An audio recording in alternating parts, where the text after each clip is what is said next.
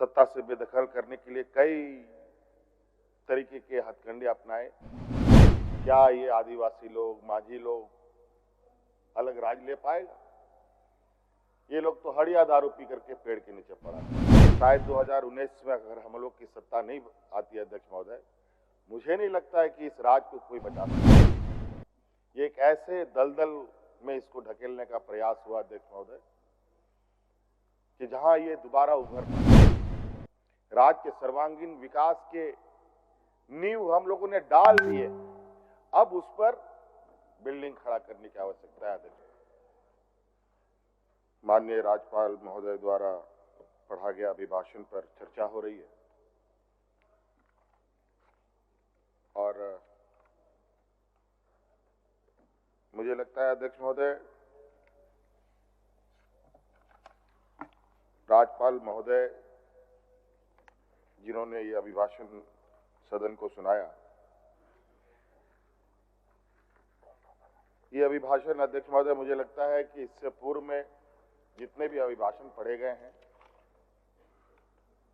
उन सब में सबसे छोटा और सबसे अधिक दूरदर्शिता के साथ दिखाया गया अध्यक्ष महोदय। और ये अभिभाषण नहीं अध्यक्ष महोदय, ये अभिभाषण राज्यपाल जी के द्वारा जो पढ़ा जाता है, पूर्व में भी पढ़े गए और इस बार भी पढ़ा गया, सदन को बताया गया। अध्यक्ष महोदय, ये अभिभाषण नहीं, ये सरकार का एक श्वेत पत्र होता है और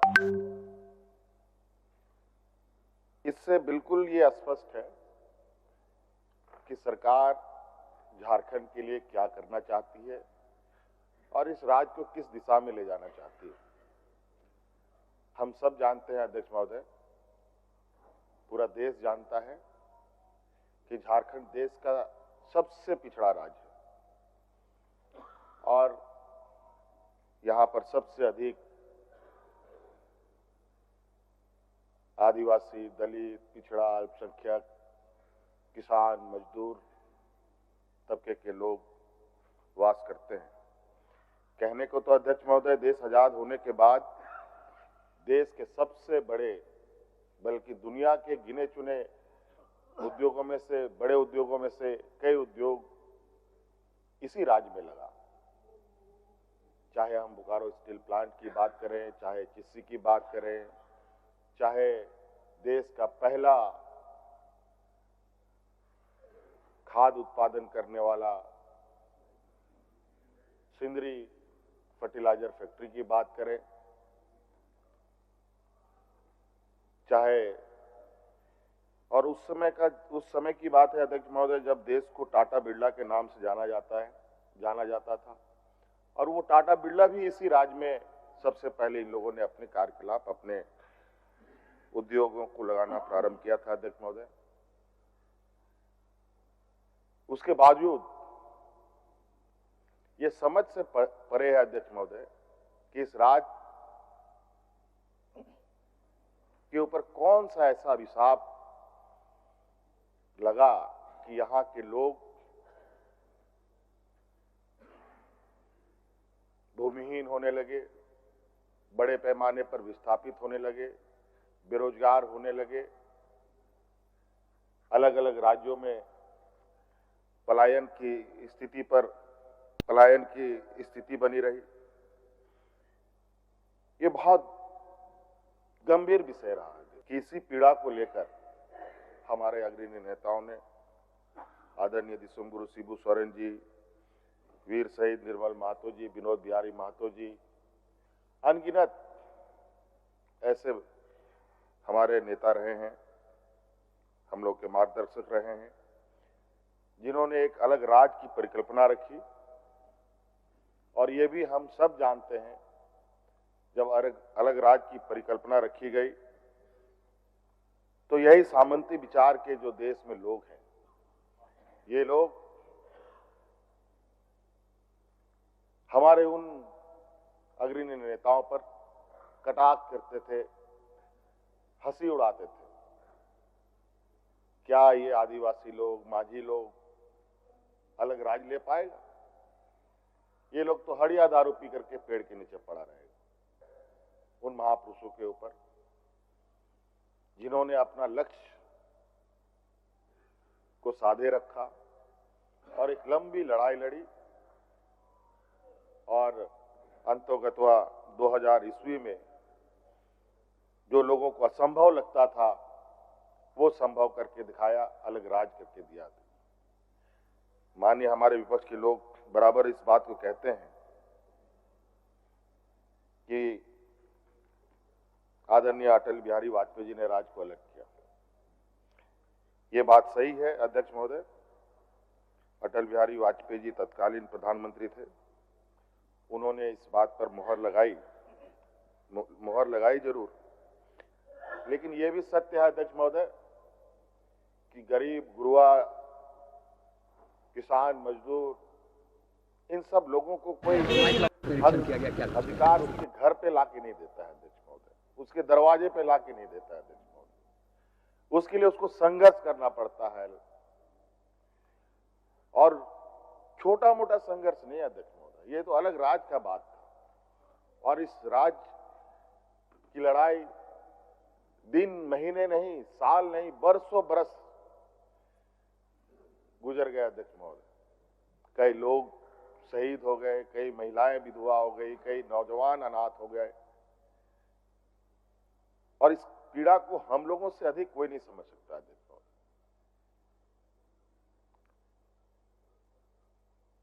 2000 ईस्वी के बाद 2019 तक इस राज को क्या मिला अध्यक्ष महोदय? शायद 2019 में अगर हम लोग की सत्ता नहीं आती अध्यक्ष महोदय, मुझे नहीं लगता है कि इस राज को कोई बचा सकता था। ये एक ऐसे दलदल में इसको ढकेलने का प्रयास हुआ अध्यक्ष महोदय कि जहां ये दोबारा उभर ना पाए। और अध्यक्ष महोदय, उस समय याद कीजिए, लोग यहां हाथ में राशन कार्ड लेकर के भात करके मर रहा था अध्यक्ष महोदय। किसान आत्महत्या करने के लिए मजबूर थे अध्यक्ष महोदय। कई किसानों ने आत्महत्या किया अध्यक्ष महोदय, उसका गवाह मैं भी रहा हूं अध्यक्ष महोदय। मैंने देखा उन किसानों को जिन्होंने आत्महत्याएं की, जो भूख से मरे अध्यक्ष महोदय, उनको भी मैंने अपनी आंखों से देखा। ये स्थिति हमारे विपक्ष के लोगों ने इस राज का एक लंबे शासनकाल में इन लोगों ने बनाया अध्यक्ष महोदय। और अध्यक्ष महोदय, हम लोगों की सरकार 2019 में महागठबंधन की सरकार बनी, और उस समय भी सरकार को सत्ता से बेदखल करने के लिए कई तरीके के हथकंडे अपनाए। मैं नहीं जाना चाहूंगा उस विषय पर, लेकिन उन वक्त का मैं कुछ विषय आपके सामने रखता हूं कि जो हम लोग चूंकि राजनीतिक क्षेत्र में है तो इन सब चीजों पर नजर रहती है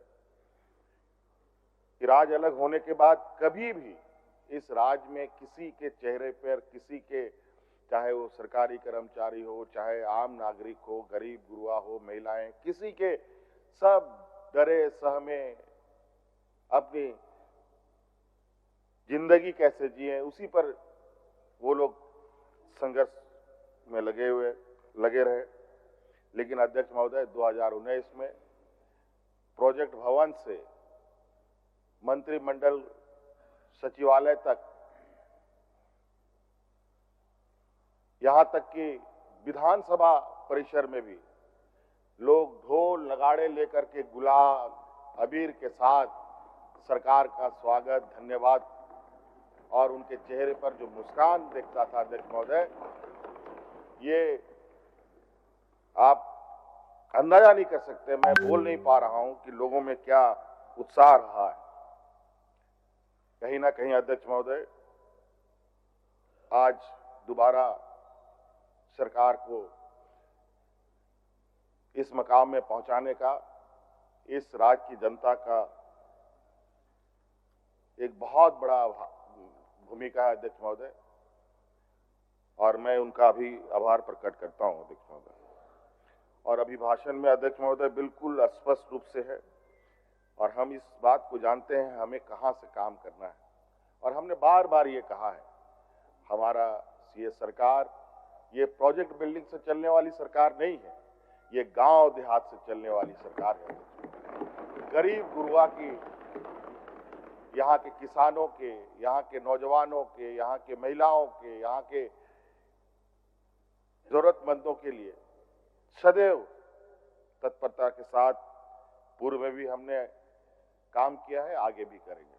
और हमारा ये मानना है अध्यक्ष महोदय, जब तक गांव की अर्थव्यवस्था, गांव के लोगों की आर्थिक स्वावलंबी नहीं बढ़ेगी तो राज्य को आगे बढ़ाना या राज्य के सर्वांगीण विकास की परिकल्पना करना व्यर्थ है अध्यक्ष महोदय। और हम जानते हैं अध्यक्ष महोदय, ये राज्य, कई राज्य अलग होते हैं अध्यक्ष महोदय। कोई भाषा के आधार पर राज्य बसा है, कोई वहां के भौगोलिक दृष्टिकोण से राज्य बसा है, कोई बोलचाल के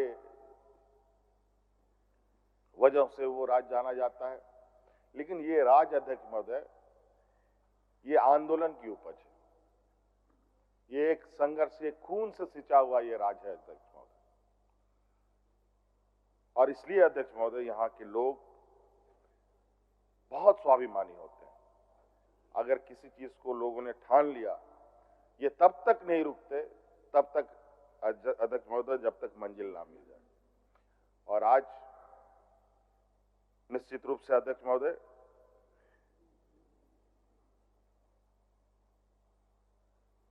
राज्यपाल महोदय के अभिभाषण में हमारा लक्ष्य स्पष्ट है।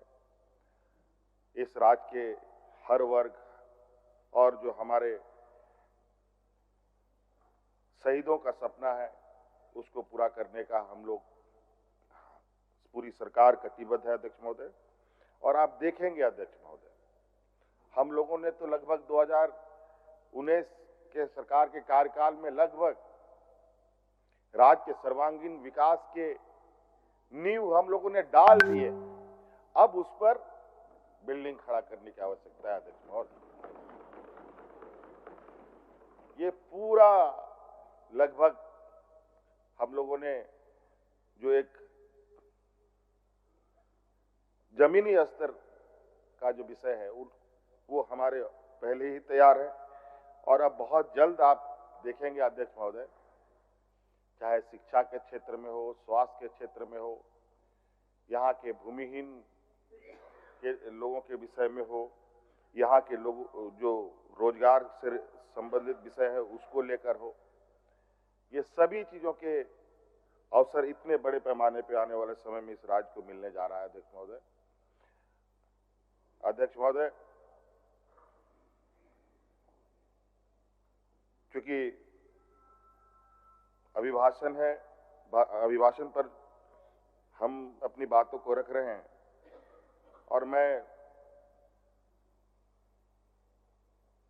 बहुत बोलने के इच्छा में भी नहीं हूं, बल्कि कार्यों को लोगों के आंखों के सामने दिखाना हमारी पहली प्राथमिकता है, ताकि लोगों को यह पता चले कि आज हम लोगों ने कितनी लंबी लकीर इस राज्य के लिए खींचा है। बहुत सारे माननीय 7 बार, 8 बार, 9 बार, 10 बार यहाँ माननीय सदस्य लोग जीत के आए हैं अध्यक्ष महोदय। और परिवर्तन अगर कहीं दिखा है अध्यक्ष महोदय अलग राज्य होने के बाद, तो 2019 से परिवर्तन होना दिखा है। चाहे आधारभूत संरचना को लेकर हो, चाहे अध्यक्ष महोदय पर्यटन के क्षेत्र में हो, चाहे अध्यक्ष महोदय रोजगार सृजन को लेकर हो, और आज अध्यक्ष महोदय हमारे, क्योंकि इस राज्य में मजदूर तबके के लोग बहुत हैं, हम लोग ये देश का पहला राज्य है अध्यक्ष महोदय जहां हम लोगों ने श्रमिकों के लिए सबसे बेहतर कानून बनाया है अध्यक्ष महोदय। और उसके वजह से आज देश के अंदर हो या देश के बाहर हो, अपने मजदूरों की सुरक्षा के लिए सरकार खड़ी रहती है अध्यक्ष महोदय। और अध्यक्ष महोदय, विशेष नहीं, बुजुर्ग हो गए हैं, इतने बुजुर्ग हो गए, शहर को बढ़ता गिरता उठता देखा इन्होंने, लेकिन हम लोगों ने शहर को एक नया आयाम देने का काम किया। आज बड़े बड़े फ्लाईओवर यहाँ पर देखने को मिल रहे हैं। अभी आप देखेंगे कि रांची का चहुमुखी विकास किस तरीके से होगा। हर दिन एक नया अध्याय इस राज्य में जुड़ेगा। अध्यक्ष महोदय, बस आज तो हम लोग चलना शुरू किए हैं, अभी तो बहुत तेजी से और रफ्तार के साथ चीजों को आगे हम लोग बढ़ाएंगे। अध्यक्ष महोदय, मुझे बोलने का आपने अवसर दिया, बहुत बहुत धन्यवाद। जोहार। अब मैं प्रोफेसर स्टीफन मारंडी सौ विश्व द्वारा प्रस्तुत एवं श्री प्रदीप यादव सौ विश्व द्वारा समर्थित मूल प्रस्ताव को लेता हूं।